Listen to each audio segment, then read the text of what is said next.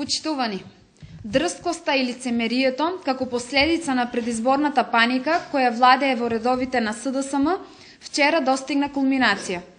Така наречените субвенции за семејствата со посебен социјален статус, кои комуналец предизборно ги доделуваше на граѓаните, всушност се уште една предизборна лага на Заев. Ова го подкрепуваме со документирани аргументи од засегнатите граѓани, кои во голем број бараат помош од и спас од невидено агресивната кампања на СДСМ.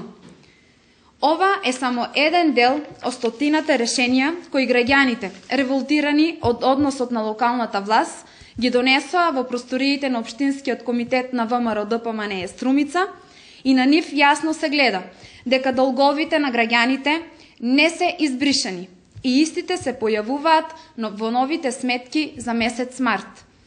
На овој начин, Заев, овој пат преку комуналец, повторно ги потцени граѓаните и прави обид повторно да ги манипулира со единствена цел да остане на власт по секоја цена.